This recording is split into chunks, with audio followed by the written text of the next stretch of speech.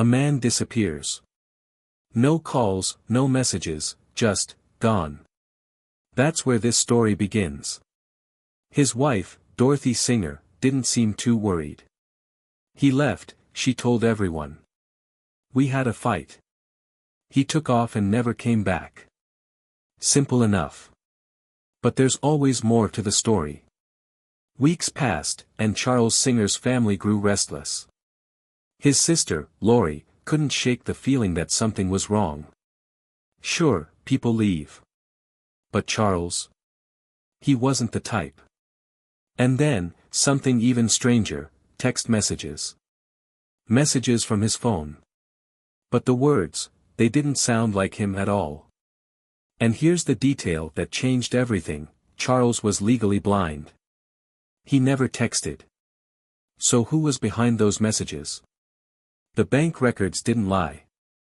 Someone was still withdrawing his money, making purchases. If Charles had truly walked away, why was his bank account still active? Detectives asked Dorothy for answers. And that's when the cracks started to show. First, she said she didn't have access to his money. But then, there was surveillance footage. Dorothy, standing at an ATM, withdrawing cash from her husband's account. Caught in a lie, Dorothy tried to shift the story. But lies don't hold up when the truth is waiting to break free. So, what do you think? Is Charles out there somewhere, living a new life? Or is there something much more sinister beneath the surface? Stick with me, because the real nightmare is just beginning. Dorothy Singer had run out of places to hide. Her husband's family wanted answers. Detectives wanted the truth. And the evidence? It was piling up, fast. Police obtained a search warrant. And that morning, they arrived, ready to find what Dorothy had been trying so hard to keep hidden. Flagler County Sheriff's Office. Open the door. At first, nothing. Then, a shuffle of footsteps. The door cracked open, and there she was, Dorothy, looking as if she had seen a ghost. Inside, the house was cluttered, chaotic. But something told the officers that whatever they were looking for, it wasn't inside. It was outside. Detective Conrad had already noticed something suspicious during a previous walkthrough. Dorothy had been leading her around the property, talking, until they got to the back. The second they neared the woods, Dorothy changed. She wanted to go back to the house. And then, there was the tarp. The old boat. The branches stacked too perfectly, too deliberately. Something was there. The officers approached, the tension so thick you could feel it through the air. And then, one move. One shift of the tarp. What they found underneath. It was about to change everything. Don't go anywhere, because this mystery is about to reach its darkest chapter yet. It had been months of searching, months of dead ends. But now, the officers knew exactly where to look. The backyard. The tarp. The hidden secret waiting beneath. Detective Conrad felt the weight of the moment as her team moved in. This wasn't just an ordinary search. This was about to become something much, much worse. The first clue was the smell, faint at first, but unmistakable. Then came the layers. Branches, carefully arranged. A camouflage tarp, deliberately placed. Dorothy stood nearby, silent. She wasn't asking questions. She wasn't protesting. She already knew what they were about to find. With steady hands, the officers pulled at the covering. The final layer peeled back. And there he was. Charles Singer. His body, wrapped tightly, left to decay under the very ground Dorothy walked on every day. The details were haunting, the twine wrapped around his neck and waist, the bullet wound, the way he had been discarded like something disposable. A chilling thought settled in: had Dorothy been sleeping in the same house, eating her meals, watching TV, all while knowing her husband's body was just feet away? The truth was out. Dorothy Singer wasn't just a grieving wife. She was a murderer. But what happened that night? And why? The final pieces of this twisted puzzle were about to fall into place.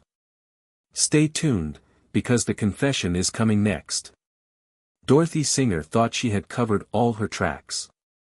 For months, she played the grieving wife. The woman left behind. She had convinced people that Charles had simply walked away. But now, sitting in an interrogation room, she knew, there was no more pretending. Detectives laid out the evidence. The lies. The money trail. The body in the backyard. Dorothy sighed. And then, she spoke. At first, she blamed Charles. He was violent. He was out of control. But the facts didn't match her story. The truth? One night, during an argument, she grabbed a gun. Charles never stood a chance. She fired. And then she fired again. And again. By the time she stopped, he was gone. She wrapped his body. Dragged it outside. Hid it. And then, she carried on as if nothing had happened. But the past has a way of catching up with us. Dorothy Singer was arrested, charged, and convicted. A life in prison for the life she took. But was this truly self-defense? Or was it something else? Tell me, do you think she was a victim? Or a cold-blooded killer? Because in the end, the only thing we know for sure is that Charles Singer never left. And Dorothy Singer never really planned for him to.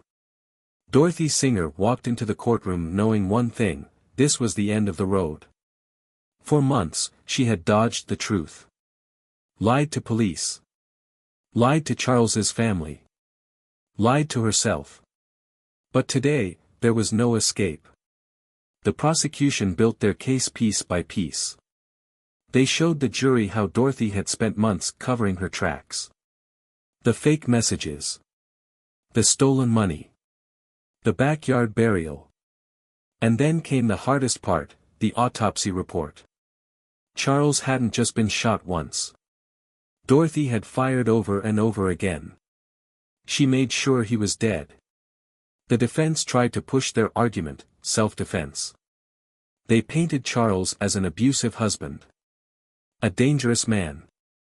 But here's the thing, if Dorothy had truly been a victim, why had she gone to such lengths to cover up what happened? The jury saw through it. After just a few hours of deliberation, the verdict was in.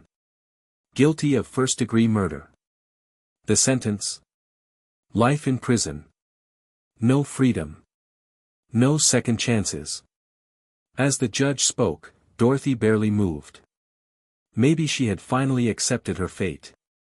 Outside the courtroom, Charles's family wept. They had spent months searching for him, hoping he was still alive. Now, they knew the truth. It wasn't the ending they wanted. But at least, they had justice. Dorothy Singer's story was over. But here's my question for you: do you believe her? Do you think she was a victim of an abusive husband? Or was this just a selfish crime, a desperate attempt to escape her own problems? Drop your thoughts in the comments. Because in the end, the only thing we can say for sure is this: Charles Singer never left that house. And Dorothy Singer never planned for him to. After Dorothy was locked away, one question remained: how close did she come to getting away with it? For months, she had convinced people that Charles was alive. She had stolen his money, impersonated him, lied to his family.